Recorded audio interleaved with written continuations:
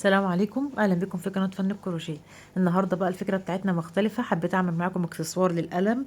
طبعا بمناسبه دخول المدارس، فالبنات بيحبوا طبعا الحاجات الجميله ديت يزينوا بيها الاقلام او الشنطه بتاعتهم. حبيت ان انا اعمل معاكم الفكره دي، فكره سهله جدا واي حد لو لسه مبتدئ هيعملها، وطريقته سهله قوي مش هتاخد وقت معانا. حبيت ان انا اعملها. اول حاجه الابره اللي انا استخدمتها، استخدمت ابره مقاس 2.5.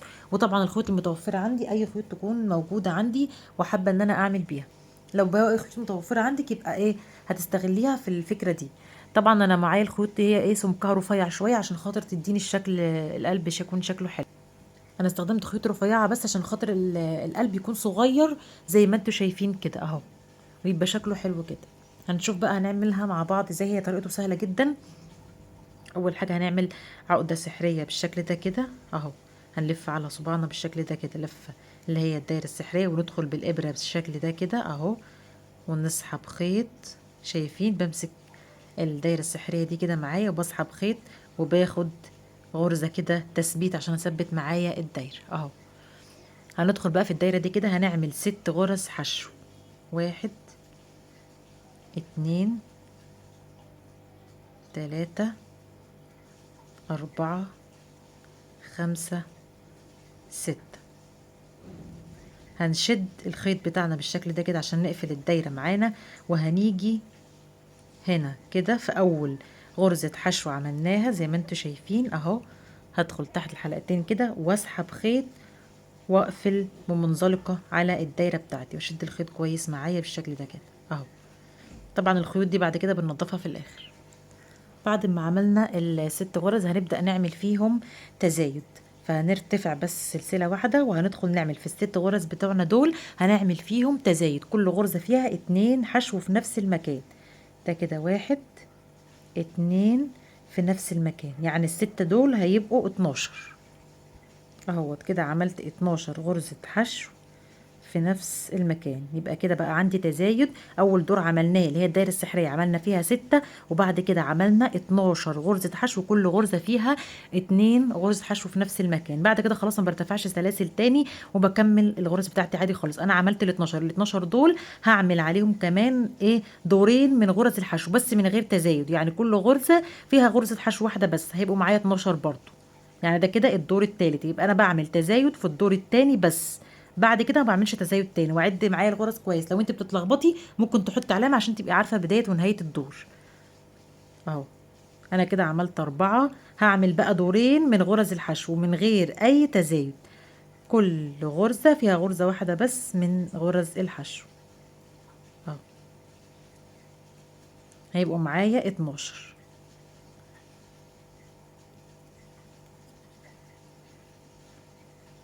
هتعملي بقى دورين كمان، الدور ده وكمان دور بس.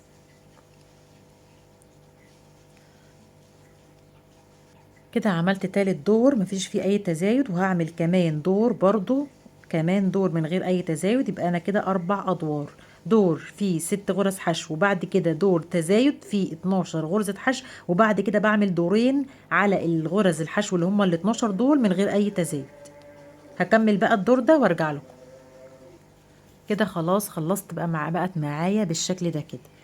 يبقى انا كده عملت 4 ادوار، دور فيه 6 غرز حشو في الدايره السحريه، والسته دول عملنا فيهم تزايد بقوا 12. وبعد كده بعد التزايد عملنا دورين من غير اي تزايد، كل غرزه فيها غرزه واحده من الحشو. يبقى كده خلاص بقى بقت معانا بالشكل ده كده. هنعمل غرزه منزلقه اهو. شايفين كده عشان خاطر اقفل الدور معايا واقص الخيط. ويبقى كده انا هعمل واحده كمان زيها، يبقى اعمل 2 من نفس الغرز دي كده بالظبط. انا عملت واحده كده وهعمل واحده كمان وارجع لكم. كده انا عملت بقى واحده كمان شبه دي بالظبط. بقوا شايفين بقت هتبقى معايا بالشكل ده كده عشان تديني شكل القلب. اول حاجه هنعملها طبعا الخيط ده انا مش هقصه طبعا عشان هكمل بيه الغرز. هاجي بقى زي ما انتوا شايفين ادا كده معايا الجزء ده والجزء التاني كده، بمسكهم الاتنين بالشكل ده كده اهو قصاد بعض، وبدخل بالغرزه في دي.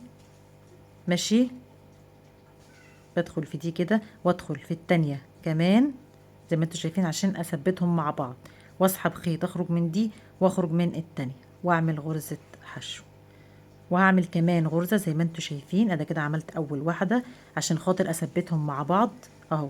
هدخل في الجزء ده وفي الجنب التاني اللي احنا عملناه الجهة التانية اهو، عشان خاطر اثبتهم مع بعض واقفلهم مع بعض كويس. اسحب خيط واعمل غرزة حشو بس كده. شايفين كده؟ شايفين كده تثبتهم معايا بقوا عاملين ازاي اهو؟ بقوا بالشكل ده كده معايا اهوت. قفلتهم مع بعض بالشكل ده كده. هنيجي بقى نكمل الغرز بتاعتنا كده خلاص قفلناهم مع بعض. هنيجي بقى من هنا كده هندخل نعمل 10 غرز حشو اهو. كده خلاص قفلنا. هندخل على الجزء التاني ده كده هنعمل 10 غرز حشو. 1 2 3 10 هنا و10 الجنب التاني اهو. ده كده ايه الغرزة العشر. عملت على الداير ده كده 10 حشو، وهروح على الجنب التاني وهلف عليها برضو 10 غرز حشو. 1 2 واخد معايا الخيوط بقى ايه اللي هي دي كده عشان خاطر ايه انا بعد كده هقصها في الاخر. 3 واعدهم 3 4 5 6 7 8. عملت كده دور هنا على الجهة دي 10 من غرز الحشو، والجهة التانية 10 من غرزة الحشو. دي كده آخر غرزة معايا من غرزة الحشو. هنعمل دور كمان برضو من غرز الحشو. فاحنا كده عملنا ايه 10 هنا و10 هنا. هنعمل كمان 10 الجنب ده و10 الجنب التاني اهو. 6 غرز. هعمل بقى كده ايه 10 كمان الجنب ده و10 الجنب التاني، علشان هنرجع تاني الدور اللي جاي هيبقى فيه تناقص عشان خاطر يدينا الشكل القلب بالظبط اهو. يعني بعمل كده كمان دورين من الغرز حشو عادي خالص من غير اي تناقص ولا تزايد على اهو. كده خلصت. هدخل على الغرزة اللي بعديها على طول اعمل لفة كمان على الجهة التانية من غرز الحشو. كده بقى زي ما انتوا شايفين بدأ يبان معايا اهو بالشكل ده كده. هنعمل ايه بعد كده؟ هنبدأ نعمل ادوار من التناقص. هنعمل الغرز حشو بس هنيجي في الجنب ده الجوانب الجنب ده والجنب ده والجزء ده والجزء ده هنعمل فيهم تناقص. فاحنا عندنا اول جزء اللي هو ده كده هندخل نعمل تناقص، يعني هندخل في الغرزة دي واللي بعديها نسحب خيط ونخرج منهم مرة واحدة التلاتة. يبقى انا كده عملت تناقص. وبعد كده هعمل غرز حشو 1 2 3. في الرابعة الجنب بقى بان معايا هو اللي هو الجنب التاني. الرابعة بسحب خيط اهو. ده كده التناقص بتاعي. اسحب خيط معايا 2 على الابرة، ادخل على الغرزة اللي بعديها كمان واسحب خيط معايا كده 3 واخرج منهم مع بعض بس. دي كده التناقص بتاعنا. واكمل غرز حشو 1 2 وصلت هنا اول لما اوصل للجنب اللي هو الجزء ده كده اعمل تناقص في الغرزتين. يبقى انا كده هعمل تناقص اهو. هكمل بقى كده. هتبدأ بقى تضيقي معايا وتقفل معايا شكل القلب. فانا هكمل بقى بالشكل ده كده في كل الغرز اللي عندي لحد ما توصل معايا هتلاقي قفلت معاكي بقى وبقى شكلها بالشكل ده كده. يعني هتعملي تناقص الجنب ده والجنب اللي قصاده والجنبين اللي هم في الجوانب دول هنعمل فيهم تناقص. هنعمل غرز حشو عادي خالص بس في الجنب ده والجنب ده والجزء الامام والخلف هنعمل فيهم تناقص. هكمل بقى كده لحد ما توصل معايا تقفل معايا بالشكل ده كده وارجع اكمل معاكم الجزء بتاع القلم ده. كده بقى شايفين بقى كده قفلت معايا وبقت بالشكل ده كده اهو صغيره خالص. يعني بعد كده بتوصلي لدرجه ان انت اصلا بيبقى كله تناقص اهو. بعمل فيها كلها كده تناقص. ساعات بتعملي غرزه واحده حشو والباقي تناقص. خلاص بدأت تقفل معايا. بعمل غرزه واحده حشو اهو زي ما انتوا شايفين. بكون وصلت للجنب ده بعمل فيه تناقص بتبدأ تقفل معايا خالص اهو، زي ما انتوا شايفين كده. شايفين بقى اهوت بقى الشكل معايا كده. قبل بقى ما بقفل خالص بعمل ايه؟ عشان خاطر هعمل الجزء اللي انا بدخل فيه القلم عشان يديني الشكل ده. هاجي بقى هنا كده وهبدأ ان انا احشيها معايا الفايبر ده كده. هبدأ ان انا احشيه جوه هنا كده عشان خاطر تديني القلب المنفوخ ويبقى معايا بالشكل ده كده. فهاجي بقى في ده كده هدخل ده كده بالإبرة عادي خالص اهو، بالإبرة كده ببدأ ان انا ادخلها شوية شوية كده. لو عندي إبرة كده تكون كبيرة شوية تكون احسن اهو. هبدأ ان انا احشيها في القلب، هحشيها بقى كده في القلب بالشكل ده كده وارجع لكم. بس انا قلت ايه اعملها اوريها لكم عشان خاطر تبقى واضحه. هتحشيها كده قبل ما تقفلي خالص عشان لو قفلت هتبقى ضيقه ومش هتعرفي تعمليها اهو.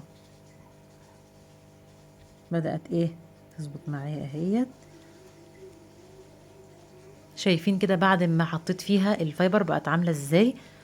بقت شكلها جميل قوي ومنفوخه كده وشكلها حلو. هبدأ اعمل ايه بقى؟ انا كده خلاص خلصت. انا مش هعمل اي حاجه تاني غير ان انا هبدا ان انا ارتفع ادوار من غرز الحشو. شايفين بقى الدايره بقت عامله ازاي قد ايه معايا؟ هبدا اعمل فيها ادوار من غرز الحشو. واحد اتنين، هعدها لكم اشوفها كام غرزه. اتنين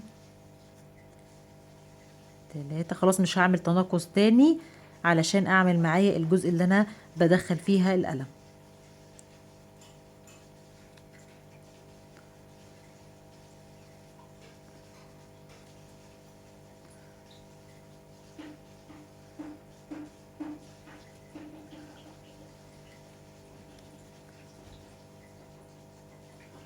تقريبا في حدود 10 غرز، يعني دول كده هيبقوا في حدود 10 غرز عشان خاطر تبقى واسعة معايا، علشان اعرف برضو اللي انا اعمل فيها القلم بتاعي. ولو انا هتبقى مثلا هقيس بقى القلم اللي انا هعمله، لو انا مثلا هعمل قلم جاف او قلم من الرصاص اللي انا عاملاه. وطبعا خلي بالك هي بتوسع معاكي شويه، فالاحسن ان انت تكوني مضايقاها علشان بعد كده بتوسع.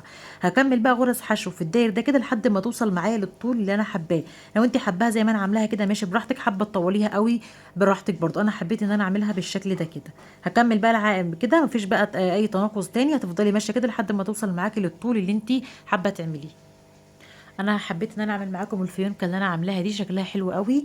فهعملها باللون الاحمر. هعمل دايره سحريه بالشكل ده كده اهو، وادخل اسحب خيط واقفل معايا الدايره وارتفع 2 سلسله هيبقوا اكنهم عمود بلفه، وادخل اعمل كمان عمود بلفه زي ما انتوا شايفين كده. وبعد العمود بلفه هقفل بغرزه حشو وهرجع تاني في نفس المكان. هرتفع 1 2 3 وهدخل في الجنب ده اعمل عمود بلفة هنا كده، وهبدأ ان انا اقفل بغرزة حشو عشان تديني شكل الفيونكة. هشد الخيط معايا بالشكل ده كده اهو، اهيت زي ما انتوا شايفين بقت كده ايه شبه الفيونكة اهو.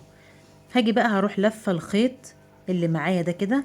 خلاص كده هقفل بقى، هدخل في الدايرة دي كده وهقفل بمنزلقة زي ما انتوا شايفين اهو. بصوا بنت معايا ازاي.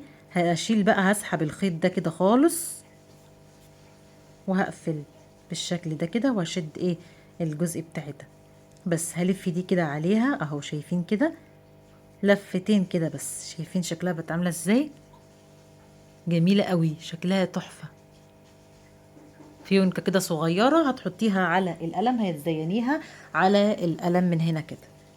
لو انت حابه ايه تزينيها هنا كده هتدي شكل جميل قوي. بس دي كده طريقة الفيونكة، وكده طريقة القلب بتاعنا اللي احنا عملناه على القلم الرصاص. يا رب الفيديو يكون عجبكم، وما تنسوش بقى تشتركوا وتعملوا لايك للفيديو لو الفيديو عجبكم.